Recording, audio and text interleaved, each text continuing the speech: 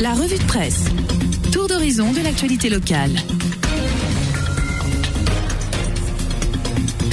Et comme tous les vendredis, on file dans les kiosques à journaux pour découvrir l'actualité vue par nos confrères de la presse locale. Et avec nous ce matin, c'est Jacques Morin. Bonjour Jacques. Bonjour Charles, bonjour à toutes, bonjour à tous. Alors pour commencer, à la une de l'hebdo de Sévrémen, ces réfugiés, Jacques, qui se cachent dans le vignoble. Oui, alors attention, il ne s'agit pas de personnes en fuite, mais bien de demandeurs d'asile en attente de régularisation. L'hebdo revient sur l'ouverture d'un centre d'accueil des demandeurs d'asile à Clisson depuis le mois de septembre. C'est le 6e ouvert en Loire-Atlantique. Pourtant, les places disponibles ne représentent qu'un quart des demandes. À Clisson, le centre peut accueillir 90 personnes hébergées dans 21 appartements différents. 7 salariés s'occupent de l'intégration des migrants qui passent par l'apprentissage indispensable du français. On découvre aussi les difficultés rencontrées par les réfugiés du fait notamment de la longueur de la procédure de demande d'asile qui peut prendre en moyenne jusqu'à 18 mois. On découvre aussi 2 portraits de ces demandeurs, un opposant politique iranien dont la famille est menacée, qui a déjà un long parcours de réfugié, et un ancien militaire centrafricain qui a quitté son pays et dont une partie de la famille a été assassinée. À lire donc le dossier complet dans l'hebdo de Sévrémen. Une nouvelle formule maintenant, et on en a parlé cette semaine déjà, pour le magazine Terra Eco.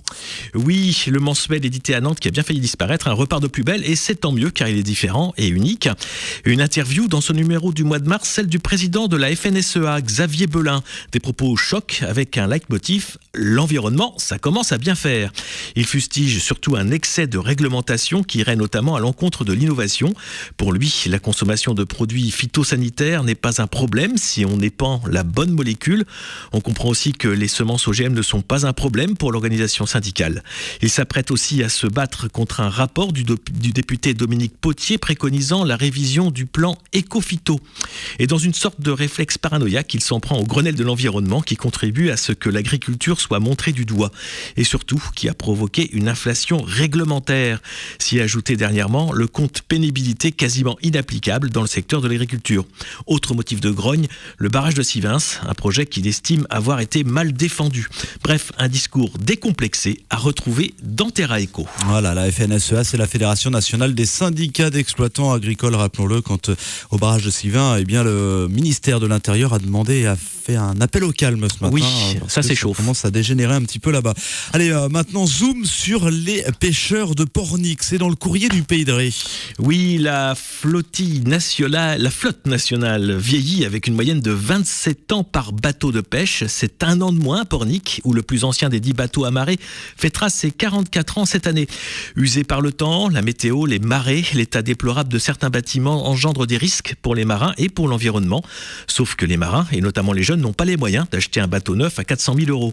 Et pourtant, sur l'ensemble de leur carrière, ils vont dépenser autant d'argent pour entretenir et réparer leur navire que pour un bâtiment neuf. Mais les banques se montrent trop frileuses pour aider les jeunes. Également dans ce dossier de 2 pages, une interview de Loïc Mellerin, patron pêcheur à la retraite, et un reportage sur la pêche à la civelle. À 300 € le kilo, on comprend mieux pourquoi on l'appelle l'or blanc. Un dossier à retrouver donc dans le courrier du Pays de Ré.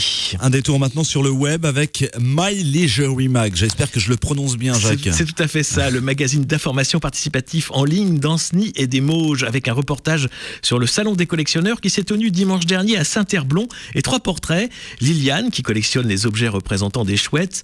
Pour Nicole, c'est les poupées. Quant à Jackie, il a amassé 1248 stylos et crayons. Il a bonne mine. Oui, tout à fait, il a bonne mine. C'est à découvrir sur www.anceny-mauge.fr, le site du magazine, donc My Leisure Mag.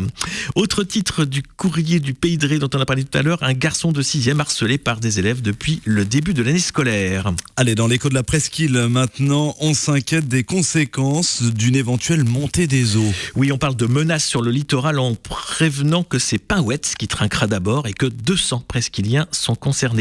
Un dossier donc dans les 2 éditions de l'Écho. On y parle aussi de la Vasière de Méan, pour laquelle les esprits s'échauffent là aussi, et de Kéranas, le parc de Saint-André-des-Eaux. Enfin, l'éclaireur, titre sur la connexion haut débit dans le pays de Châteaubriand. 18 communes seront équipées d'ici la fin 2016. Et voilà Charles, c'est tout pour cette semaine. Effectivement, c'est tout pour cette semaine. Merci beaucoup Jacques pour cette revue de presse. Vous pouvez bien sûr retrouver l'ensemble des titres évoqués ce matin dans vos kiosques à journaux, tout simplement Jacques.